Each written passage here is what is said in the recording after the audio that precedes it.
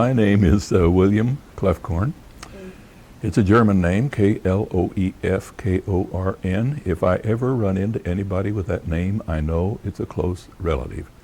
When you grow up with the last name of Kloefkorn, it's sort of an education. You have to learn to fight, and you have to learn to endure witticisms about your name. It's an unusual name, but I think that you grow somewhat into your name, don't you? After a while, well, you might as well. I guess the alternative is to keep fighting. But I'm named after my paternal and maternal grandfathers, William on one side and Charles on the other. I grew up in south central Kansas, about 20 miles up from the Oklahoma border. And I spent my first 18 years in a little town called Attica. And this was a town of about maybe 700 people. I went to college in Kansas, Emporia State University. I got an undergraduate degree there and a master's degree. I went into the Marine Corps, returned to Nebraska, to Kansas rather, to teach 1 year in high school. And I taught 4 years at Wichita State before coming to Lincoln. My wife Eloise and I came to Lincoln in 1962, same year Bob Devaney arrived. And I had a teaching position at Nebraska Wesleyan. Teaching jobs were plentiful in 1962, and I thought I would get my terminal degree, I don't like that word terminal, a PhD at the University of Nebraska and move on. But things happen, don't they? Things change. I liked Wesleyan very much. It turned out to be, and still is, a liberal arts college. And so we stayed. And I really enjoyed my teaching career at Nebraska Wesleyan. Restoring the Burnt Child, which is the second memoir in a series of 4 that focus on the basic elements of water, fire, earth, and wind. The second one was selected as One Book One Nebraska for 2008. And I don't know much about the selection process, which is fine. It's sometimes better not to know things. But what I do know is that I received a call from a very kind gentleman who told me that the book had been selected and wanted to know if that was all right with me. And I said, absolutely, just fine. I didn't quite believe him at first, but he seemed sincere, and as it turned out, he was. So I don't know the process, but I do know that a number of towns, libraries especially, around Nebraska took an interest in it, and working with the Humanities Council have had me out for book discussions. And for me, that's been a real treat. Just to get inside libraries that I'd never been in before. I'd been close to. I had never been, for example, in the library at Bassett. And that little town has a splendid library. And they have a very active arts council or committee. And it's a pleasure to be among people who like books, who like to read, and who like to talk about reading. And if that makes us elitists, excellent. I'm very happy to be one. But a Broken Bow is another one. The Seward Library is another. The library at Fremont is a fine, fine library. I just got back from South Sioux City, another one. O'Neill. There are so many libraries around the state that are so very active. So it's a pleasure to go into those places and inhale the effluvia of the library, which is unlike any other smell in the world, and to be among people who like to read, and many of them write also. But to talk with them, to kick around ideas, is a very pleasant thing. I had minimal direction. A member of the Humanities Council, and of course Nebraska Center for the Book was very much involved in this. Those two groups, Nebraska Center for the Book, the Nebraska Humanities Council, I thank them. But I did receive a request for me to give a title to the program, and a little explanation of what it might involve. And so I did that, and I gave it the title, Oh, the Stories We Tell. Did that really happen? Because that's a question that comes up so frequently in regard to the memoir. Did that event really happen? Did that person really exist? If that person did exist, or still does, did you use the real name? All kinds of questions like that. So I gave it that title, and then I gave it a paragraph to more or less explain what I'd be talking about, discussing. I did not prepare a speech or a homily or anything of that ilk. I relied more on spontaneity, but that was a minimal guideline, and it's been a big help. The process involved the Humanities Council advertising, sending flyers to X number of book clubs and libraries around the state, and then they contacted the humanities people, and they arranged with them, and then they contacted me for a date.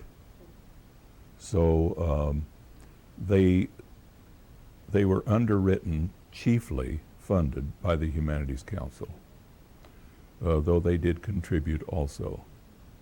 And they had to arrange for that, and then arrange a date with me. So it was really quite easy to work out. The humanities people made it very, very easy for libraries to have access to the discussion. Well, it did, and I think when you read something of your own aloud, slowly, you read it in a way that you've not read it before. And that doesn't mean you're entirely satisfied with everything you put down, but it's a different perception, I think, that you get of what you've written. And the process was slow because, if there's a glitch, you go back and you mend it, and so you have to sort of work your way somewhat tediously through the book. So it has to be it's an exercise in, you want it to sound spontaneous at the same time that you may be doing it for the fourth time, so it's a challenge, but it was fun. I just finished, I guess about 6 months ago, I finished the fourth memoir. It's called Breathing in the Fullness of Time, and the focus there is upon air. And the University of Nebraska Press will bring that out in the spring of '09. So it's just about ready for page proofs at this time. I have a collection of poems called Out of Attica, my hometown, Out of Attica, that will be out in October from Backwaters Press in Omaha. And I have a new and collected poems. That's going to be, I think, a fairly thick book coming from the University of Nebraska Press in 2010. Meanwhile, Carlos Fry and I are working on another book together. He's the artist, and he and I did a book not too long ago called Still Life Moving.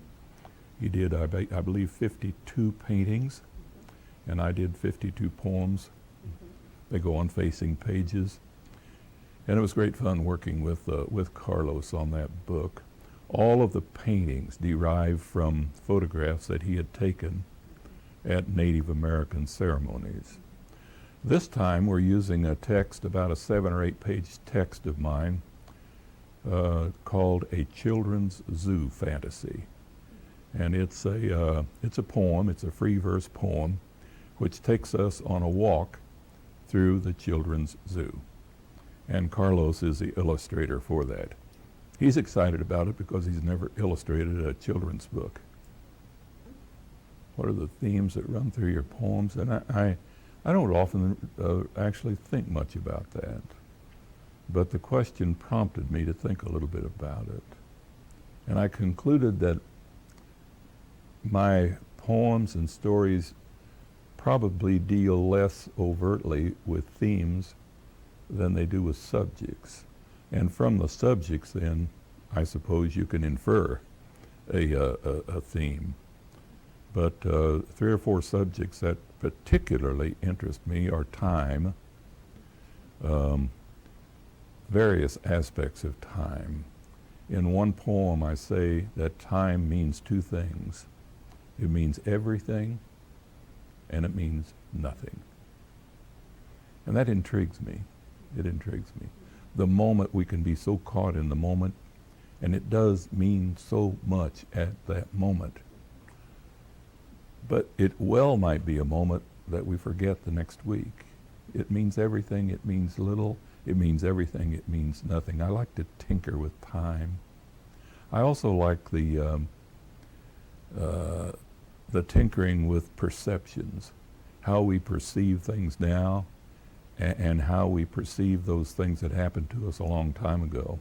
That has to do with time also, and how the perceptions can change. Mark Twain said, "The older I get, the more clearly I remember those things that never happened." And I think to some extent that's true. Our perceptions of what happened in the distant past especially, but also what happened last night, or what happened in a ball game. Why do we have instant replay? Well, one reason is because our perceptions are a little bit different. There are other reasons, but that's one reason. So I'm kind of interested in perceptions. I'm also interested in memory, what memory does to you and how important memory is to people. And I'm interested in humor. I'm interested in joining the serious and the humorous. They don't have to be diametrically either opposed or disjointed. Some of the funniest things are things that happen to us that are fairly serious. You know, we slip on a banana peel and everybody around us laughs. Kind of a combination of the serious and the non-serious. So I find that really compelling. I love to write about that because I think we are, as Alexander Pope said, human beings are the glory, the jest, and the riddle of the world. And what a wonderful trinity that is. So I like to write about the glory of them, but also the jest of them. We are so frequently fools. We are so frequently fools. And anybody who watches CNN with any regularity knows how foolish we can be over very serious matters. So to pull back and look at those things and to see ourselves, from various perspectives, that interests me a good deal in writing. Good afternoon, and welcome to the Ames reading and to the Heritage Room, Jane Pope Geske Heritage Room of Nebraska Authors. My name is Meredith McGowan. I am the curator of the Heritage Room, and I almost said good evening because this program has been going on for more than 20 years, but it's usually been on the third Thursday of the month, and now it's going to be on the third Sunday afternoon. So I think I'm just a little bit off for that reason. Anyway, this is the 177th Ames reading. So I thought I'd thank you for coming to join us for this program this afternoon. We are here in the Jane Pope Geske Heritage Room of Nebraska Authors. It is a special collection that is dedicated to promoting and preserving works by Nebraska authors and about Nebraska authors as well. It's a representative collection. It's about 13,000 volumes, some 30,000 authors are represented here in the room. And of course, if you look around the room, you'll see other things too, some artwork and some carvings and those sorts of things too. So a lot of different memorabilia from Nebraska authors. We would invite you to come back during our regular hours, Tuesday through Friday from 12 to 3 and Sundays from 2 to 5. We're actually open right now, so while we're having this program. And we, of course, as you know, are on the third floor of Bennett Martin Public Library.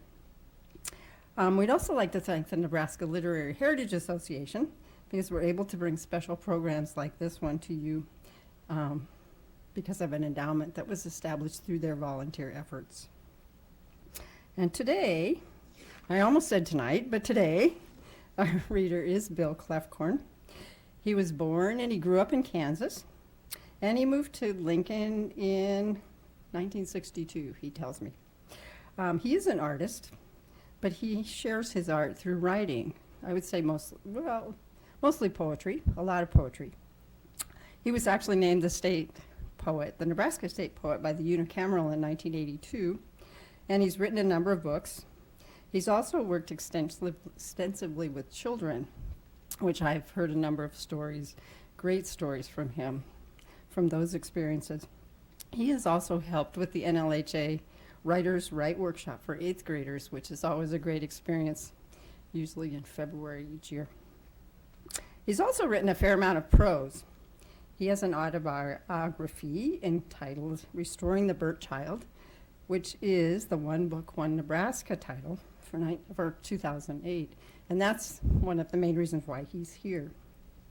It is the second volume of his 4-part memoir, which when completed will cover the 4 elements: water, fire, earth, and air.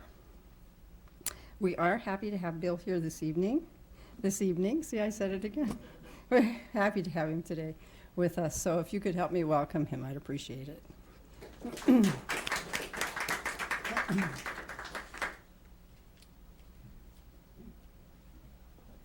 Oh, thank you, Meredith. It's nice to be here. A small but important congregation. I received 2 or 3 cards over the past week from people who couldn't be here. One of them with her husband is on vacation, and they're going, I think, to the Black Hills. So I accept that as an excuse. Another was from a good friend who's being confirmed as an Episcopalian as we speak, he and his wife. I have some difficulty accepting that as an excuse. Actually, I don't have any difficulty because I simply and flatly do not accept it. But it's Sunday afternoon, and it's a nice afternoon, and there are a lot of things going on, and I appreciate that that you're here. I'm here to talk a little bit about the second memoir in my 4-memoir series called Restoring the Burnt Child, and it has a cover I like a lot. I am not the one jumping over the fence there. I would make that clear. The first in the series was called This Death by Drowning, and it has what you might feel is an audacious cover. The focus is upon water, and the artist severed the top of my head. It does have a kind of watery feel to it that I rather like. I had intended to end the series with this book. You write one book, a memoir, isn't that enough? I thought it was. And then a friend of mine, having read the book, said, "When is your next book coming out?" And I said, "I'm not sure." I didn't quite know what he was talking about. He said, "Well, since you focused upon water, I'm curious about which of the elements you're going to focus upon next." So a light went off, and I knew what he was talking about, but I hadn't planned anything. So I said, "Oh, I'm going to focus upon fire."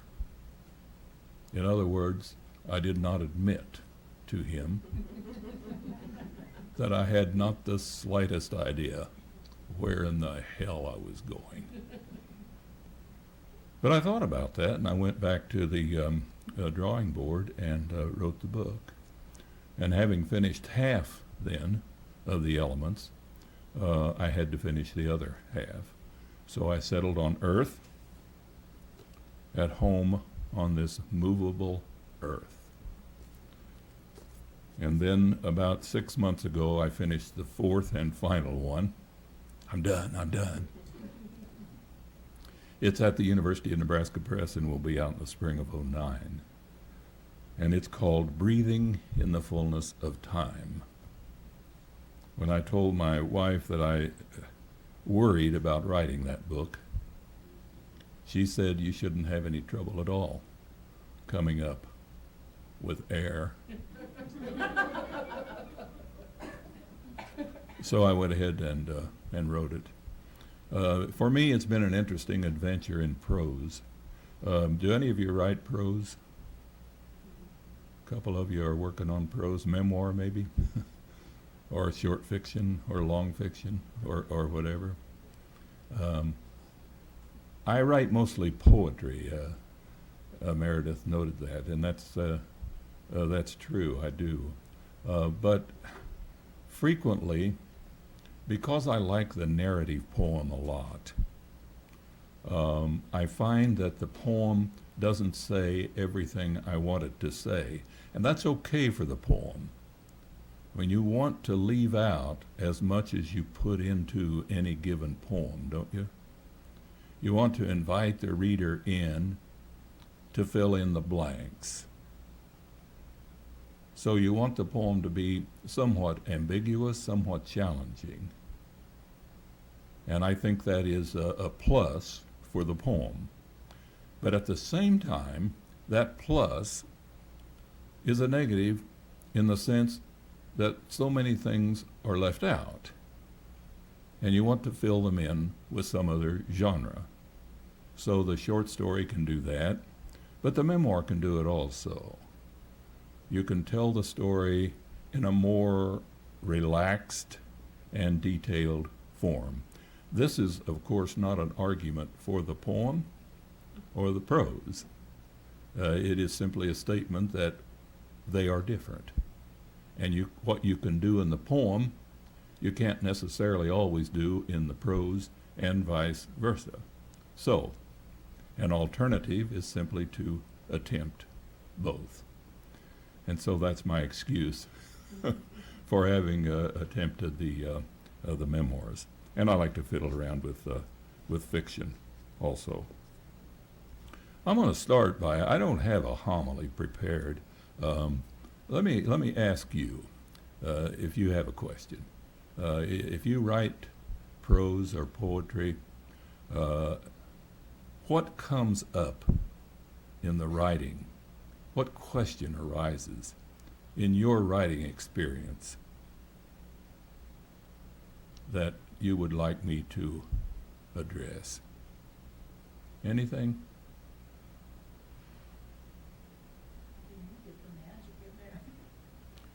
How do you get the magic in a piece of writing?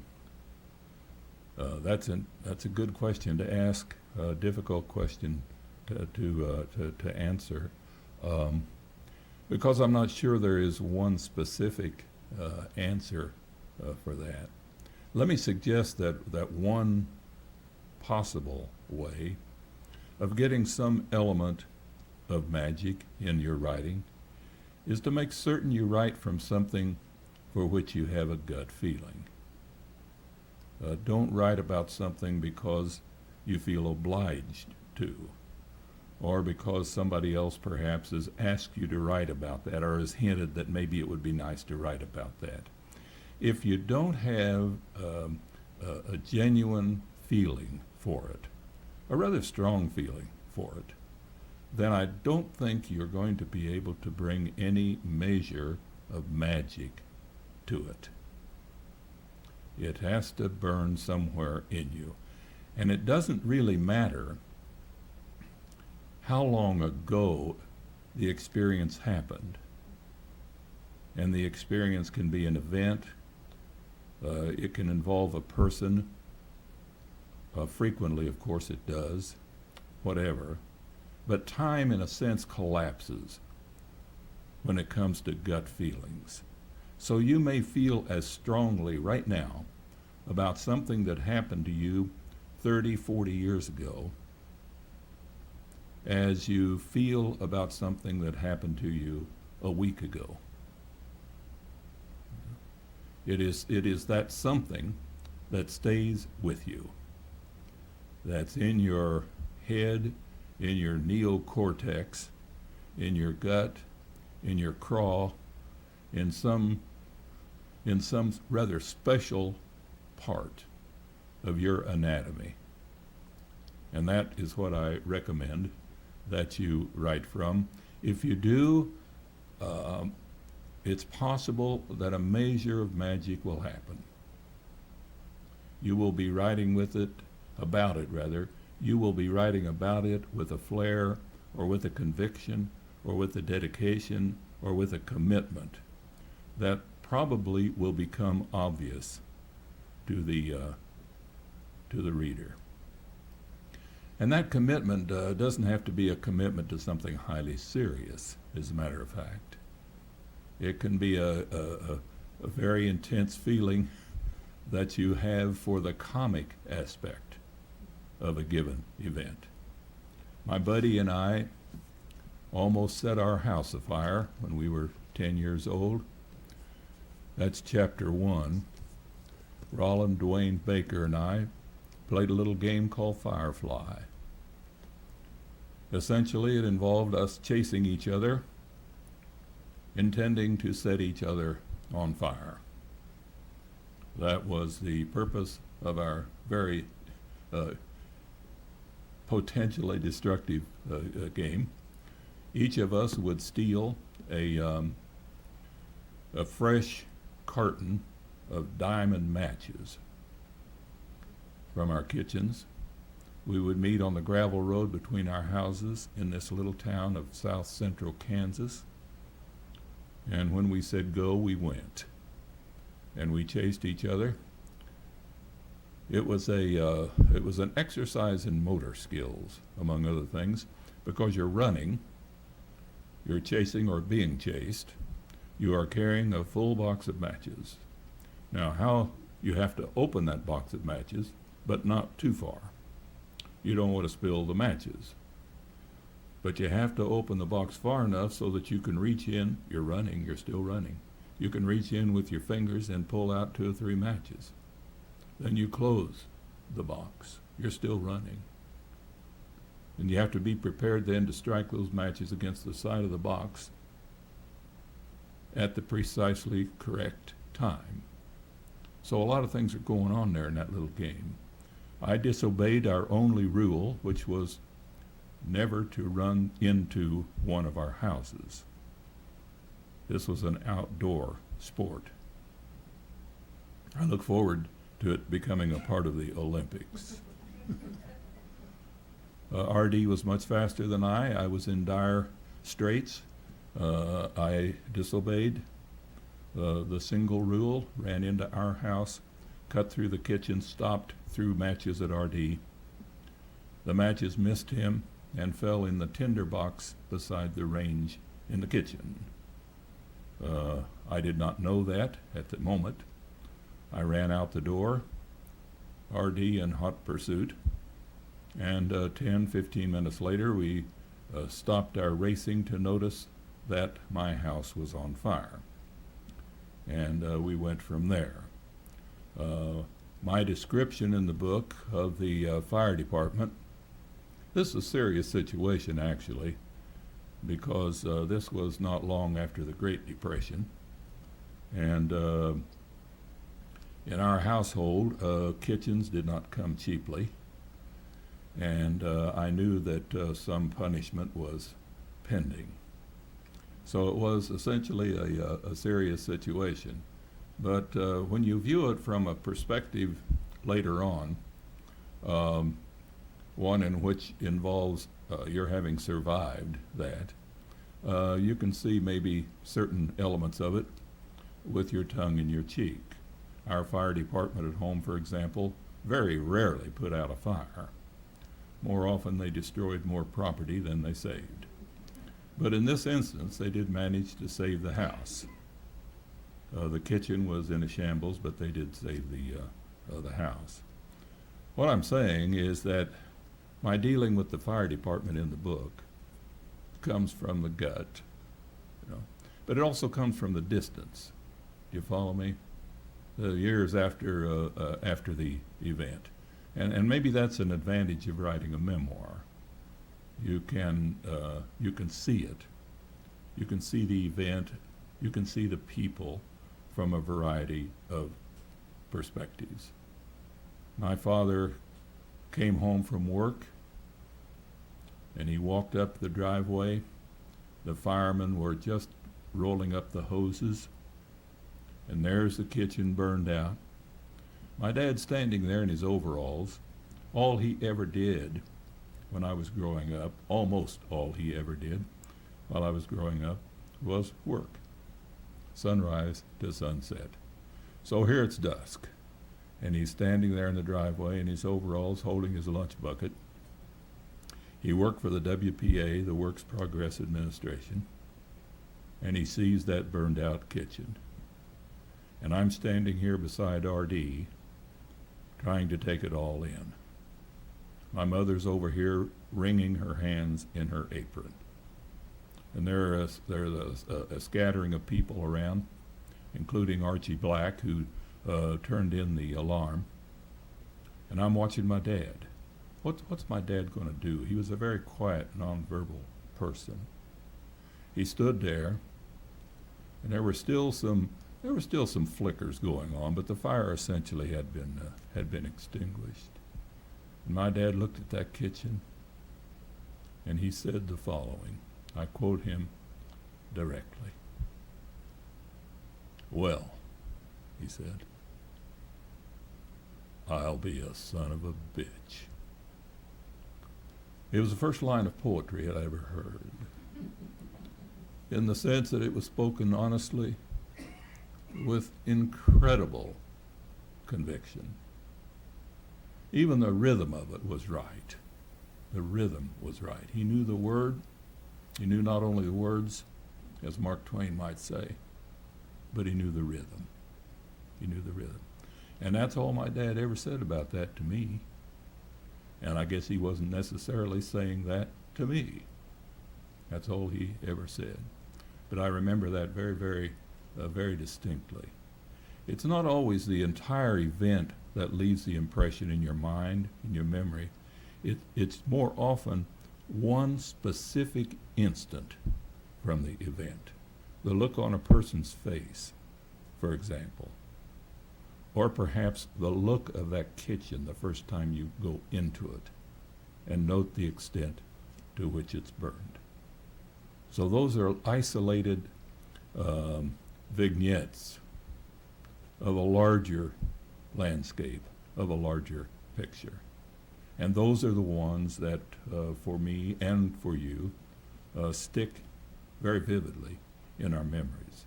So those are the ones that I think you should write from. It's an interesting word you use, though, magic.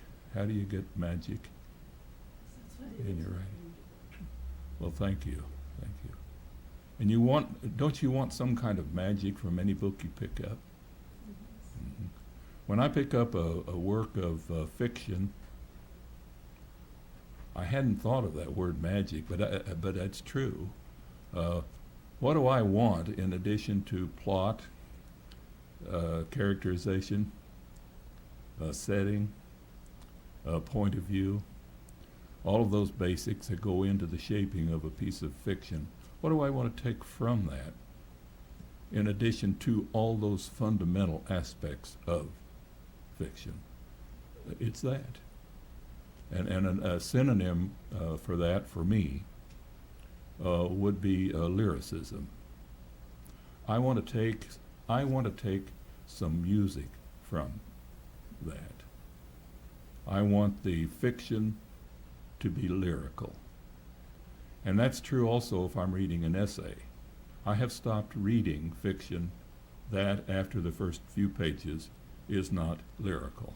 regardless of what the subject is. I just finished the 13th tale, and one of its major strengths for me was its lyricism. I finished it about 3 weeks ago, and I was trying to recount the plot to a friend of mine, and I had difficulty. 2 reasons, at least. One, the plot is intricate. And 2, my memory is less than perfect. And when you put those 2 together, it makes it very difficult to reassemble that plot in any coherent way for somebody else. But what I do know, and how do I explain this to somebody else? How do you explain fire to a fish? That business of magic or of lyricism, you really don't. It comes to you in your ear. You hear that, and the writer of that book carries me along with the lyrical overtones of the prose. I have not begun to answer your question really. How do you get magic into a piece of writing? But I think that's a start to deal with something that you have a gut feeling for. Moments, I forget exactly how Wordsworth, I think it was Wordsworth put it, you recollect those moments that are for you the fieriest moments, you recollect them in tranquility as you write about them. But the fact that you are recollecting them in tranquility doesn't mean that they are tranquil. You know, you yourself might be very calm at the moment as you are remembering this experience, but the experience itself might still be burning inside you. And I think Wordsworth cautioned or advised, or both, that we keep these in control, that the tranquility will enable us to control that fire, at the same time that the fire will still be evident to the reader. So that might suggest another consideration, and that is that for me, the writing, whether it's a prose or whether it's poetry, has to have some kind of edge on it. And it may be very serious, or it may not be very serious at all. Well, the 4 memoirs have been finished now for about 8 months or so, and I do not anticipate another memoir. The last memoir takes me up to around 1998 or so, near the death of my wife's mother. I think it takes us up that far. And I discovered that 3 of the 4 memoirs deal with the first 13 years of my life. 3 of the 4 deal with those years. The last one, then, from age 13 up to around 1998. Why is that? I don't know. I do not know. Does anybody know? Give me an answer.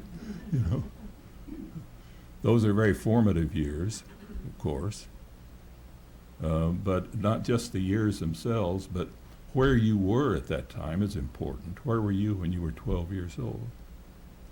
That matters. What was going on locally at that time? That matters. Well, what was going on nationally at that time? That matters. What was going on internationally? That matters also. When I was 12, not much was going on in my hometown. It was characterized by ordinariness. That doesn't mean that nothing happened. A lot of things happened. One of the most prominent men in town had a heart attack when he was backing his automobile out of the driveway, and he died before he got the automobile stopped. My, that was a big deal in my town. Things happened, you know. babies were born and people died, and so on and so on. But nothing sensational happened. They're ordinary. They're important, but they're still ordinary. You follow me? At the same time, and important to write about, I think. That was locally. Nationally, well, we were in a war, World War II, and of course that's internationally also. So that figures in very, very prominently. So it's not just the age you are, it is where you are and what's happening locally, nationally, internationally, and so on. Very, very important. And our impressions during those times are so deep, so keen, that many of them stay with us the rest of our lives. And they're added to by other things, of course, that happen. And I had the singular challenge in the last memoir of selecting over a period of 50 years, 60 years, those events and people still in my gut, too many of them for one book. So you pick and you choose. And what ones then do you pick and choose? I go back to the magic. I pick the ones, of course, that are still burning. I pick those. But that doesn't narrow it down enough. So from among those, you have to pick a few and settle on them. So for about half the book, I chose elements from my own family. And there again is a matter of agonizing choice. If I had to pick one experience to focus on, one experience involving my wife and myself, what would that be? That's a tough call. But you make it and you write about it, you know. Then if I did that for each of the 4 children, where would the focus be? And again, you make that call and you go with it. So the memoir is not comprehensive. It does not cover your life. It covers little sections of your life. I was asked the other day, what's the difference between an autobiography and a memoir? I'd never been asked that. Have you thought about that? What's the difference between an autobiography and a memoir? What is the difference? Anyone? Or is there a difference? I thought they're essentially the same, and yet, I have the impression that the autobiography more thoroughly covers your life from day one or whatever to as far as you can go. Carol? I agree with that. I was thinking when you asked that question, I think of the autobiography as being chronological, you know, covering maybe major events, maybe minor events, but kind of a history of the person. Whereas a memoir, I think of more of a personal statement. Okay. Yeah. I think pretty much that's what I settled on. And the personal statement in the memoir involves selecting those incidents, those people, and then dealing with them in a little bit more detail. Because they are those, as I've said 2 or 3 times already, they are those that really fire you up. You know. A lot of those that I left out simply because they don't fire me up. And if you were writing an autobiography, I suppose you'd include those, you know. And maybe if you're writing an autobiography, you begin by assuming that there are people who want to know what's happened to you from here to here, that you're worth it or whatever. Well, I'm not. But those things that fire me up, I think, are worth writing about and reading about. Because those things, some of them, and maybe many of them, you can connect with. I'm not saying that you set your house on fire, but I am suggesting that you probably have had some rather telling experience, haven't you, with fire? One way or another, with heat. And it may have been a very good one, may have been very positive, or it may not have been. But most of us have had some kind of wrenching experience with heat. Fair enough? Most of us have had some kind of experience that goes fairly deep with water. Good, bad, and or indifferent, right? My father pulled me, he saved my life when I was 6 years old. He pulled me from a deep, spring-fed farm pond and pumped me out. And as my mother said, like I was a cistern. He pumped you like you were a cistern. I still got to see that. And the chapter 1 in that book deals with that. The opening chapter in this book on Earth zeroes in on my father's digging a tunnel under our house all the way. Had to make a left turn to get underneath the living room, where the living room and the dining room joined in our little house, and then widen that space so that it would accommodate a floor furnace.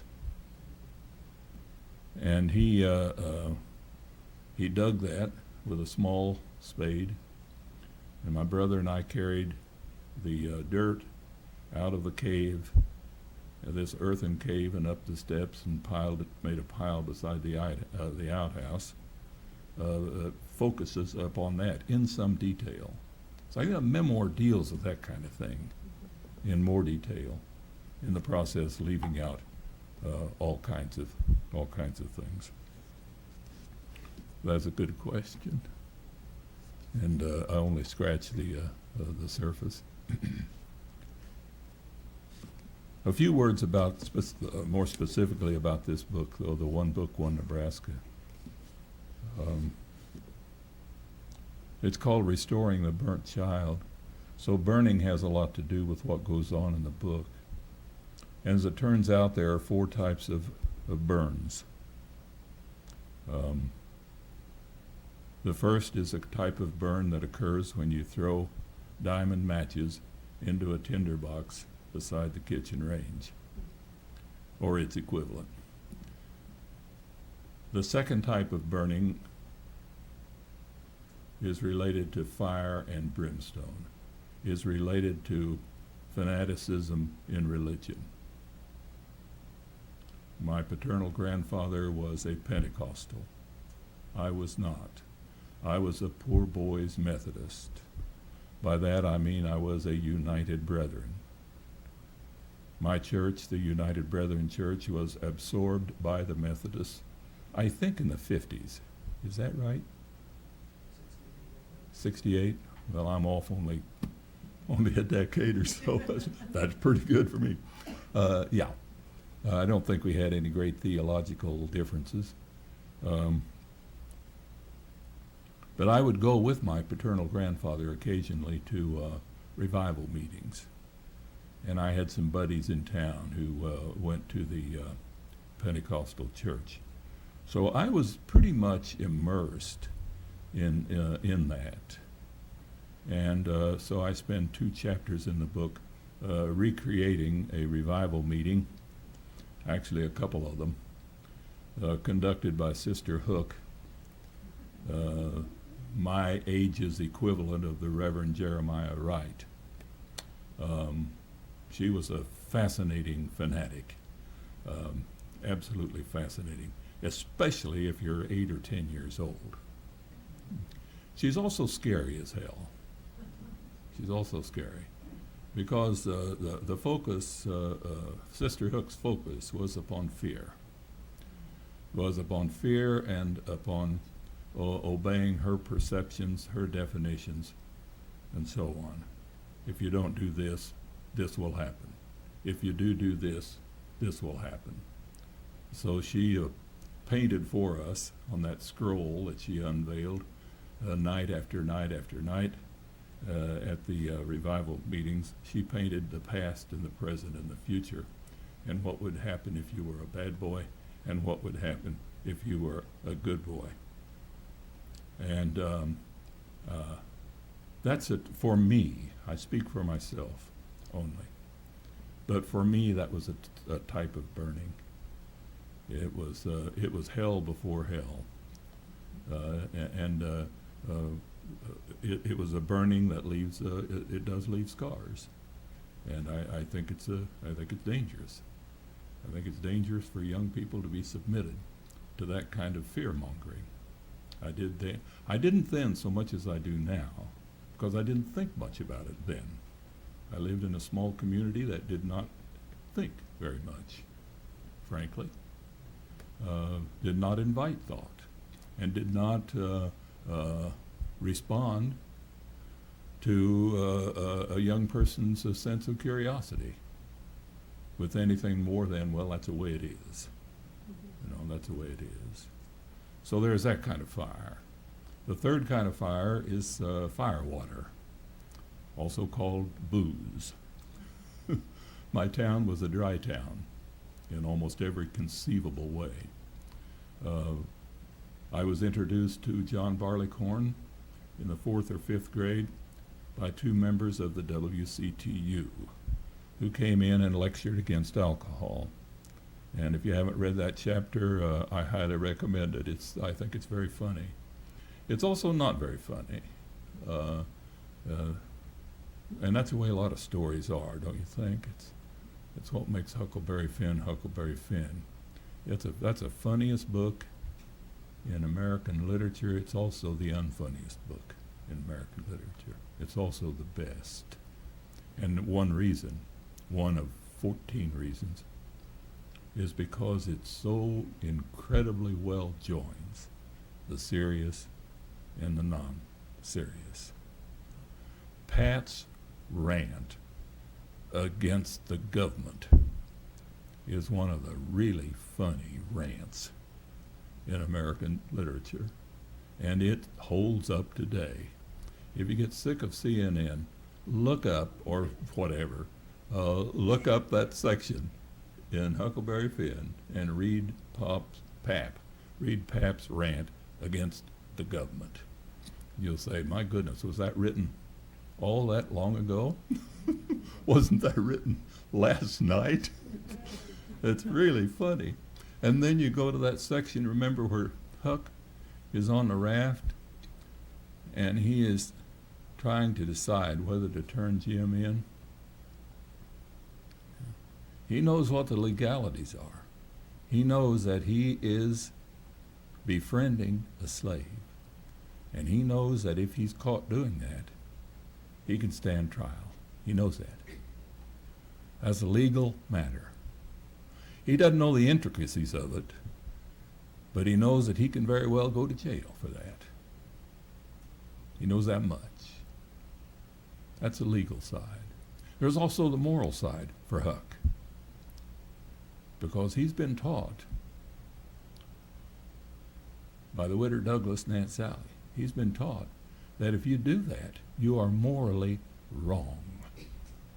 You are befriending a savage. And if you do that, you are going against God's will and law.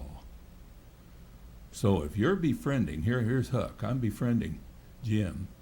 So legally, I'm in trouble, potentially anyway. Morally, I'm in trouble. What am I going to do?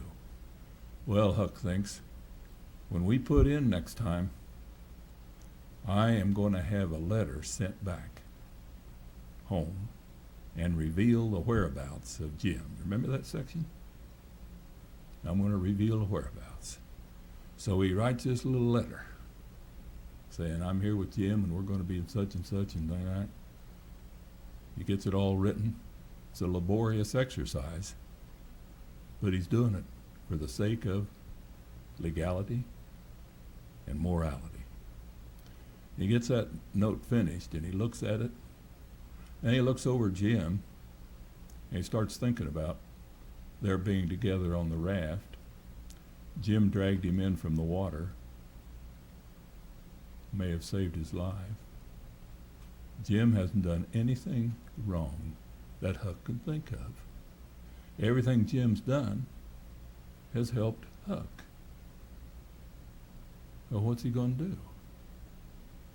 Well, finally, you remember, he makes one of the most interesting and profound moral decisions in our literature. He says, all right, then, I says, I'll go to hell. All right, then, I'll go to hell, he said, and I tore that piece of paper up. Now, for Huck, that is an incredible decision. You know, I'll not only go to jail, I'll go to hell. So he defies both the legal ramifications and the moral. All right, then, I'll go to hell, and he tears it up. One of the real moments in our literature.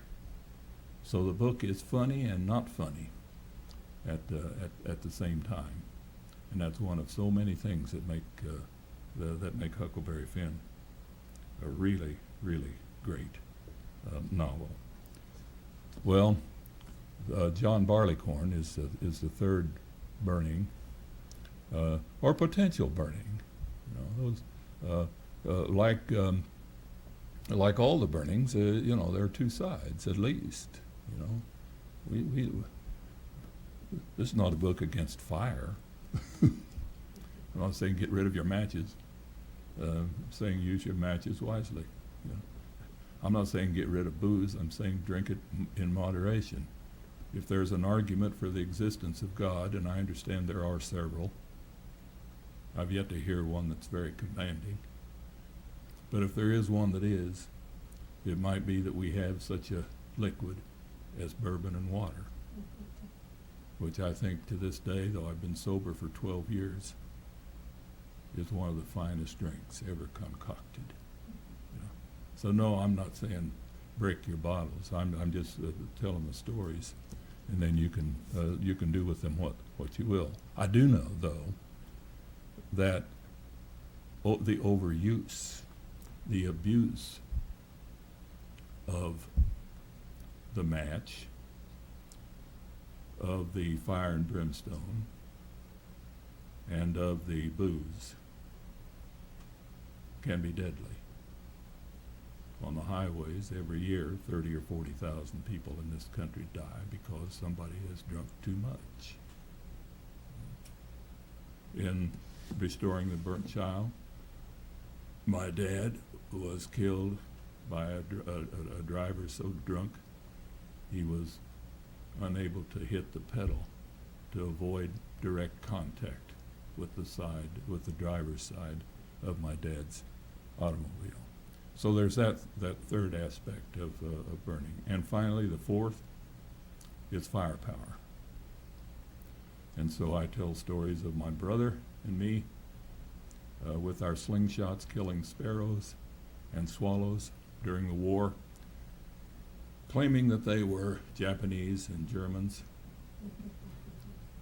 Probably, even though we were very young, knowing better. My grandfather's farm infested with rabbits. He was about to lose the farm because of those rabbits.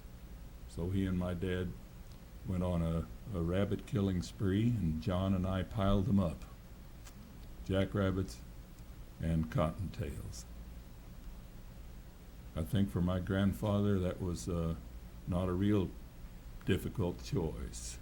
It was either that or lose the farm to the rabbits.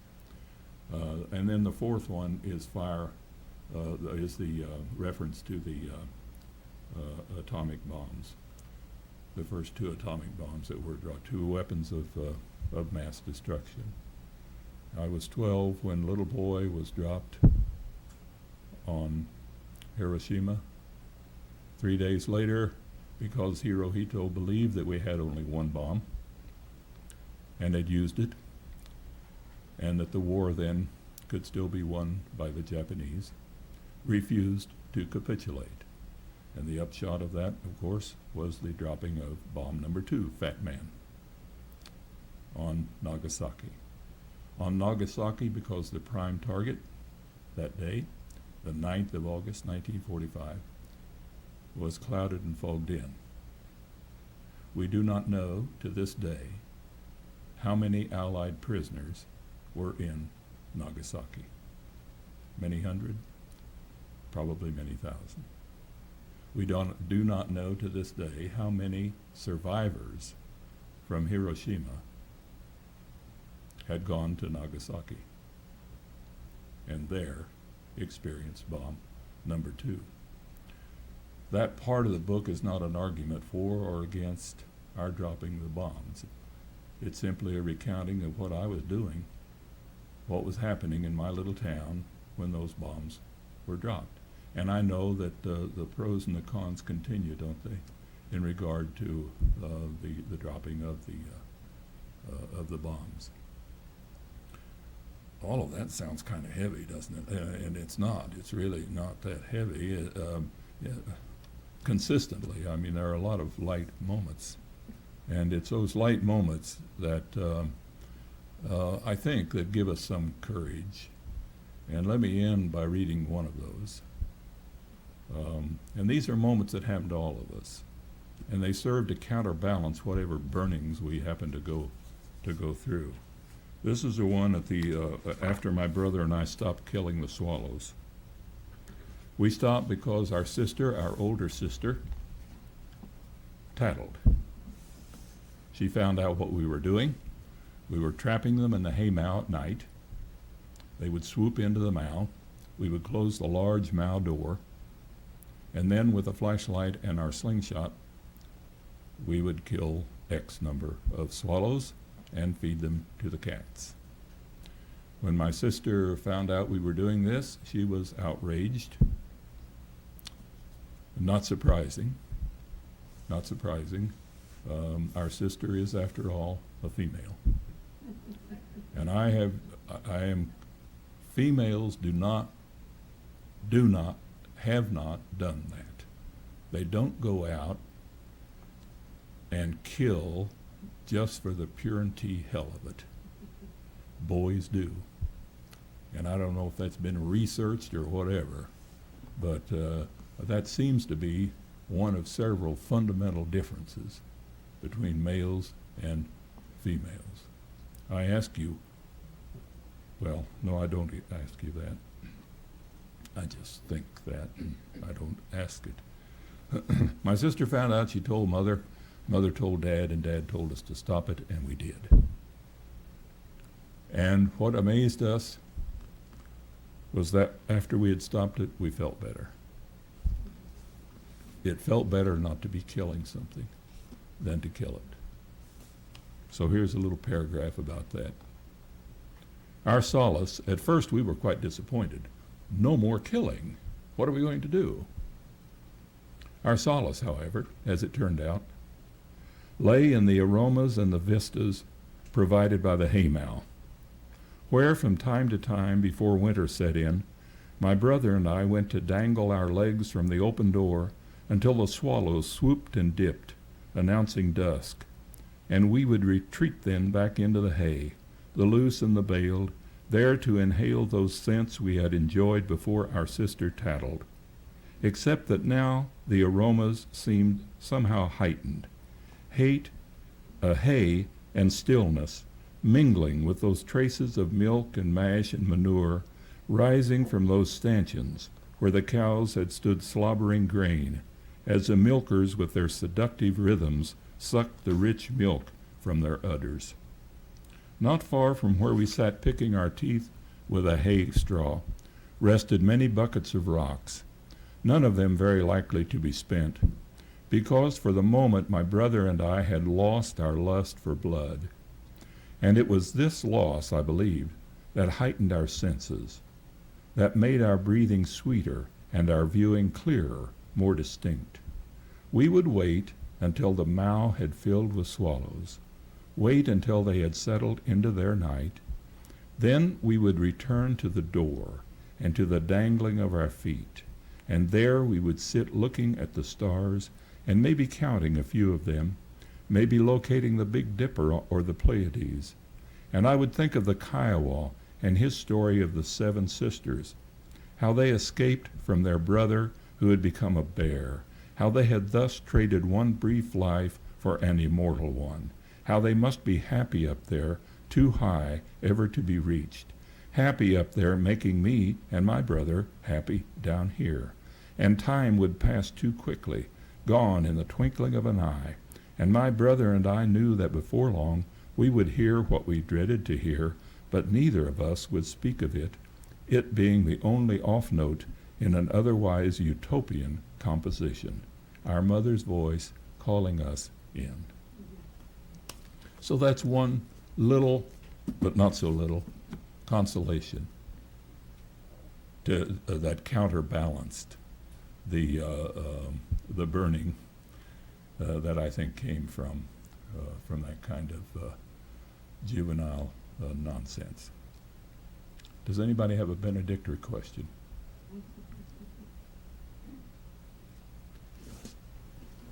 Thank you very much for your patience.